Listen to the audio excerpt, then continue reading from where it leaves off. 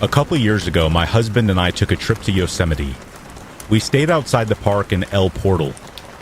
One evening while we were driving back from the valley, I noticed that the headlights caught what appeared to be somebody laying down on the side of the road. Both feet pointed towards the street. I told my husband that there was a person laying in the pitch black on the side of the highway. He knows I love my true crime and was absolutely certain that what I had seen was just trash bags.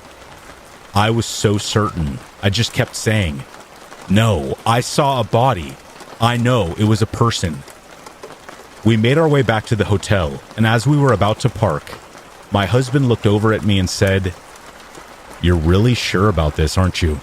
You want to go back?" I was desperate. Yes. As we drove by again, I saw the feet. I had my husband turn the car back around and yelled at him to stop the car. He rolled down his window and said, "Hey, are you okay?"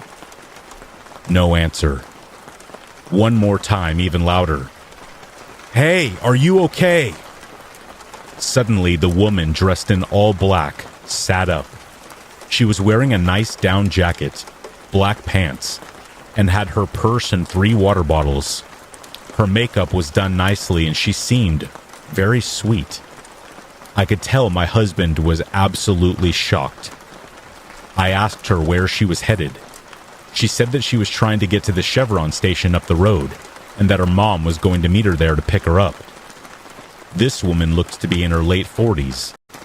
I knew something weird was going on because where we found her, the Chevron station was still another 7 miles away or so. She said in her mind she thought it was only about a mile from her hotel, and she could walk it. We offered her a ride, and she climbed into the back seat. Not before I grabbed a thick scarf to wrap around my neck and pepper spray. As we drove, we tried to ask her questions. Just chit-chat. I asked why she was laying on the side of the road. She said she had gotten tired of walking and just decided to lay down, ready to give up, whatever that means. It was winter and she had no hat or gloves on. I could tell she was very fragile. Once we arrived at the Chevron station, she thanked us, got out of the car, and sat on a bench in front of the closed Chevron station store. We offered to stay with her until her mom arrived, but she declined and said she would be fine. I reminded her that there was no cell reception in the area and triple-checked that she didn't want us to wait with her. We drove back to our hotel and noticed that there were now 2 police cars in the parking lot. They had not been there the first time we arrived back from the valley that evening. I told my husband I knew that they had to be there for that woman. I calmly walked over to one of the cars and asked if they were looking for a missing person, a woman. The officer told me that they were, and asked if I had seen her. I explained the situation and that I really felt like the woman had something very bad happen to her. He thanked us for picking her up and giving her a ride. He couldn't tell me what had happened, but thought her leaving and going somewhere else was a smart choice. I asked that he go check on her at the Chevron station, just to make sure she was okay, and that her mom did eventually arrive. I'm realizing that whatever happened was at the same hotel that we were at. That evening, I looked up the local police log and found that a domestic violence dispute had broken out at the hotel. The woman had been beaten very badly, and she was so terrified that she was willing to walk in the dark without a flashlight just to escape. It's my guess that after walking about a half mile from the hotel, she was in so much pain that she just needed to lay down. I got the feeling like she thought she may actually die there. She couldn't go back to the hotel because she had already escaped and gone to the front desk to call her mom. Her husband knew she had been there and would have come after her. The front office called the police for her while she escaped. It's my understanding that the man who hurt her was her husband and was arrested. I always wondered about her and whether she went back to him. Did her mom ever pick her up? Is she safe? Now my husband listens when I say, "There's a body on the side of the road. At the time of this incident, I was 29 and my daughter was 3. I was in my bathroom bathing her and kept hearing a sound that seemed to be coming from the direction of my bedroom window. I wasn't concerned with this sound at first because I live in an apartment complex on the ground level, and people, especially kids, walk by the window in the mulch all the time. So, I continued to bathe my daughter when the sound moved from my bedroom window to my daughter's. Now I noticed the sound shift, and so did my small dog. She's typically the quiet type as she's 12 years old. The sound was almost as if there was someone tapping a metal object against the glass. Alert at this point, my dog lets out this ear-piercing bark, one I have never heard from her before.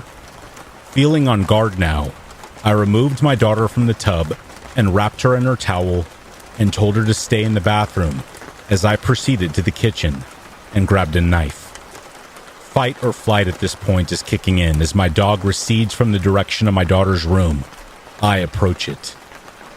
Entering the doorway, I begin hearing in a sing-song, low, guttury voice, "I'm here to play with a very pretty lady, a lady that I know, a lady that I see, a lady that I often see in my dream."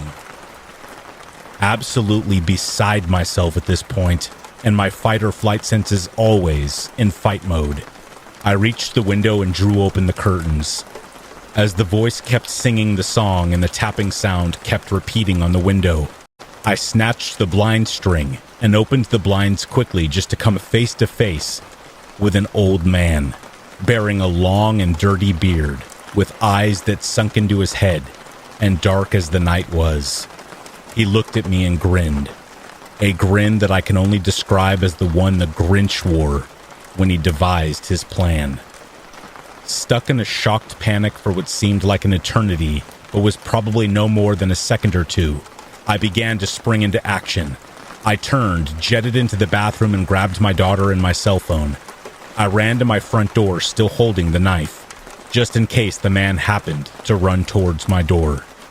I was dialing the police and on the phone with the dispatcher as I ran out of my door and to my neighbor's house. I proceeded to bang on her door with as much force as possible to get her attention. I wanted my child safe at least. She flung open her door, upset of course, until she saw the terror on my face. As I handed her my daughter and began to force myself into her apartment, the old man came running around the corner and into the breezeway, lunging straight for me with a knife of his own. I managed to get my neighbor, her 3 kids, and my daughter into the door as this maniac arrived within arm's length of me. Slamming the door, I told her to take the kids and get into the bathroom because that's the only room in the apartment that the door locks and that there's no window. The old man was now banging and kicking her door, as well as dragging the knife down it.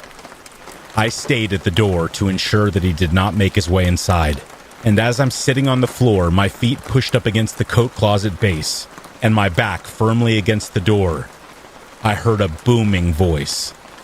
"Drop your weapon and get on the ground, now!" I sat listening as the sounds of a tussle came from the breezeway. Then, boom, boom, boom. "You can open the door, ma'am. It's the police." Relieved, I eased open the door in time enough to see the one officer exiting the breezeway with the man, and another asking me if I was okay, and if I could answer a few questions. I spent about 15 minutes explaining the situation to him, as he jotted down the notes on his pad. The other officer then approached us with 2 window screens, as the old man had taken the one off my window and my daughter's in an attempt to get inside. The approaching officer asked me if I recognized the man, and I told him I have never seen him before in my life. This is when the officer looked at me and said that this man admitted having been following me for about a month. He first saw me at the grocery store, which is within walking distance from my apartment. Since then, he had watched and waited for the opportunity to try to get into my apartment, to play with me, according to him. This man followed me for a month. And to make it even odder, I would tell my then boyfriend that I felt at times as though I was being watched, and I was scared. The main thing I am thankful for is that I'm the type of person who locks all the windows and doors, no matter how safe I feel. For a bit of context, after moving to a more rural area, I haven't been able to see my grandparents as much as I did when my family and I were living in the city. Because of that, once in a while they will take the long drive over here to stay for about a week or two. Last Monday, that is exactly what happened. My grandmother, grandfather, and uncle came to stay for a week. Now, my family and I own a German Shepherd dog named Kane. He is about 2 years old, and boy, is he hyper. Kane does not like anything coming onto our property or into our home, so he will bark for ages unless the thing leaves or we remove him from the situation. While my grandparents and uncle were here, he barked at each and every one of them through the glass storm door that's attached to our front door. And he would bark at my grandpa whenever he went to sit outside. One night, we had him inside in a dog crate because he comes inside to sleep sometimes. His crate was placed behind the couch, and sitting at the edge of the couch was my uncle. And once Kane got a good sniff and realized that he wasn't one of us, he started barking. So we had to put a blanket over his crate. Now that you know how crazy our good boy is, here's the story. As I'm telling this, my grandparents and uncle just left about an hour ago, and my uncle had quite a story to tell in the morning. Last night, Kane's crate was placed in my room because, well, I wanted him in my room. Always having outside dogs throughout my childhood, I never got to have one of them sleep in my room with me, so I was quite excited about our upcoming sleepover. After getting the crate in my room and placing a blanket down for Kane, we brought him in from outside and into my room. And in the hallway outside of my room, there are 2 bathrooms on the wall to the left. I closed my door so Kane wouldn't see one of my grandparents or my uncle trying to go into the bathroom and start barking at them in the middle of the night. After reading and talking to Kane a bit, I turned off the lights and we both went to sleep. In the early hours of the morning, around 1 to 3 a.m., my uncle got up from the couch to go use the bathroom on the other side of the house. We always have a small light on in the kitchen at night, so it isn't too dark. And I'm guessing that's how my uncle saw what he saw in the hallway. After walking from the living room and through the kitchen, he got to where the 2 bathrooms were. And sitting motionless in front of my bathroom door was what looked to be Kane. His mostly black fur almost blended in with the darkness, making it difficult to see his face. Ears straight up, not barking or growling, just staring, heavily unnerved. He turned around and walked back to the living room. A while later, my grandpa got up to use the bathroom, and lo and behold, nothing was there. My uncle was adamant that he did see Kane in that hallway. But Kane was in my room, inside of a locked cage and behind a closed door. And if he was merely seeing things due to being sleepy, the fear of the situation would have woken him up enough for his illusion of Kane sitting in the hallway to disappear. Sometimes I'll see a spider or multiple spiders on my wall while I'm half asleep, and once I blink or really look at it, they will disappear. But what my uncle saw didn't. So I believe that he did see something, but it wasn't Kane. It was something trying to take the form of Kane. For what reason? I don't know. But the intentions of that potential entity remaining unknown make it all the more disturbing. I live in the UK, and a few years ago I sold up, took early retirement, bought a boat, and dropped out to go on an adventure exploring the UK's inland waterways. I don't have a mooring through choice. The whole reason I bought a boat was to get out and explore, and doing this has taken me to some really interesting places I wouldn't have thought of visiting otherwise.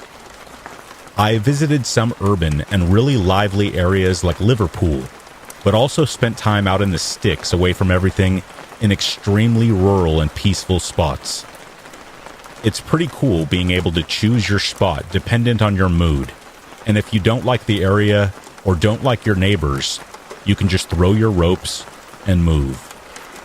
In the UK, the Waterways license enables you to boat without having to take a formal marina berth, provided you genuinely keep moving, with most mooring spots being free up to 14 days before you have to move. This is called constant cruising, and if you have a decent craft, well set up for off-grid living, it's an amazing way of life.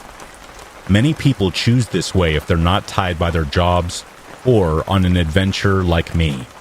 But there are many living on pretty shady, unlicensed boats out on the network because they can't afford anything else, and some with some issues that you would be best to give a wide berth to. I am a lone female boater with just my dog snorkeling spaniel and 2 cats as crew, so I follow lots of boating forums to keep an ear out for problem areas or people and try to be sensible with my safety and my choice of stopping points. It's been very rare that I've ever had any sort of issues in the years I've been doing this, but occasionally I'll find I've got little choice about where I have to stop or how long for.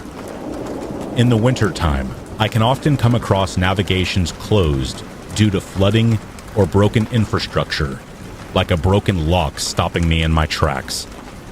In summer, it's not unheard of for a canal to run out of water and find myself unable to move until the level rises again. As I'm writing this, I'm stranded on a quarter-mile stretch of canal with river navigations at either end, closed due to flooding, and I've been stuck here for 2 months now.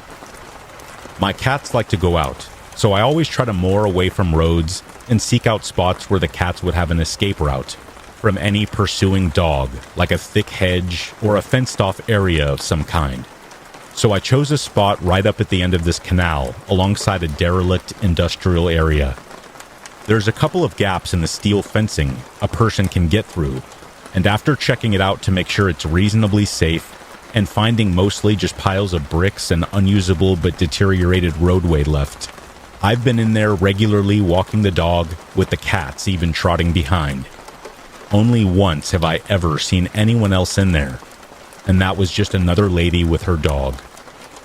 My cats have discovered there's mice in there, and they're having way too much fun to come home as often as they usually do, so it's become a nightly ritual to have to go in with my head torch and dog and retrieve them before bed. They are both pretty great cats that think they're dogs, so if I go and shout for them, they'll come running and follow me all the way back.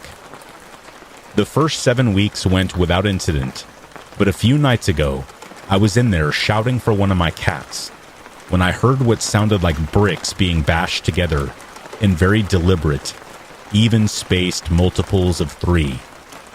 My first thought was someone was hurt and maybe can't call out, so they were trying to get my attention. So I stopped and listened. Another 3 bashes came, but this time, nearer. Okay, someone's moving and definitely not stuck. So I pick up the pace and think that this is just weird.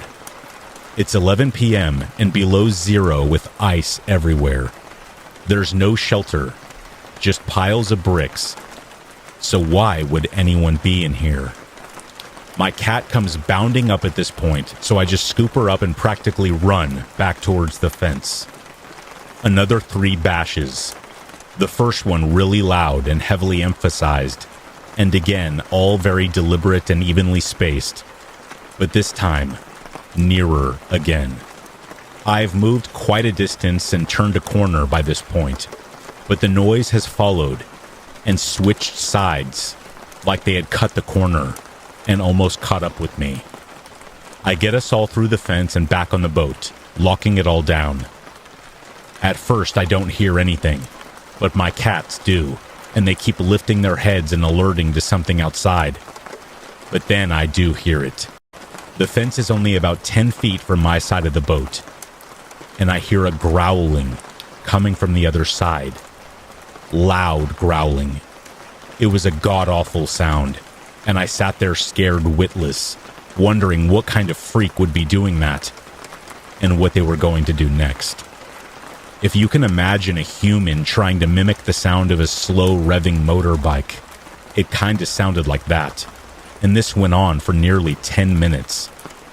I turned all my lights off in case they could see in, and sat awake for hours, too scared to sleep, and constantly watching my crew for any indication that they could hear anything. But there was nothing further, and I eventually fell asleep. 2 days later, I was walking down the towpath and walked past a small, rough-looking cruiser moored about 200 yards away from me. As I passed, I heard a man's voice mimicking me, calling my cat's name, like I had been that night before. I looked over and saw a really scruffy and dirty-looking man, I would say in his 30s, with dark hooded eyes and god-awful teeth, grinning at me. I have no doubt this was his way of telling me that it had been him that night, and he looked like he was now trying to freak me out even more. So I stopped for a second and gave him my best defiant, "I'm not scared of you, and you would think again, because I am a secret badass" stare. I even managed a sly psycho-esque grin of my own right back at him before walking off. I don't know why I reacted like that. Generally, challenging someone who might be unbalanced is a dangerous thing to do, and wouldn't be my usual approach. Apart from the fact he looked mentally ill at best, possessed at worst. Anyone who roams around at night growling has some real scary issues. But just there in the moment, I just instinctively felt the need to stare him down and not show fear. And boy, do I hope my instincts were right, because I am still stuck here, and despite my bravado, I am in no way a badass. Thankfully, haven't seen him since. In fact, in the 2 months I've been here, that was the only time I have clapped my eyes on him at all, despite walking past the boat every other day. I really hope to keep it that way, and as soon as those navigation lights change to signify the river is open again, me and my furry crew are out of here. And to the possessed-looking growling guy, I hope your boat is as clapped out as it looks, so that you can't follow. In early 2007, I was on a traveling singing group. There were 8 of us on a team, and the team members were switched every single year. We were invited to stay at the evening at the house of a previous member, named Drew. Drew wasn't home, so it was his mom, his sister, and his brother who hosted us. Now, we'd all known Drew's dad died about 4 years earlier, but he died of a heart attack and not in the house. I generally try not to be superstitious, but I went into the house and immediately felt just a little uncomfortable. I think I blamed it on the fact that Drew and I never really seen eye to eye, or that I felt bad for his mom, who'd been widowed so young and left with 3 children. A sleeping space was very limited, got put down on a cot in the basement, along with the other girl in my team. The basement wasn't a creepy basement by any means. It had been refinished and was pretty comfortable. My cot was only about a foot from the wall, and there was a small old digital clock between the wall and the cot. I fell asleep in my usual manner, facing the wall, back to the room. At 2:48, and I'll never forget the clock since it was the only thing that I could focus on, I woke up very suddenly. I was immediately frozen in bed. My heart was racing, my throat went tight, and I couldn't swallow. This was primal fear at its best.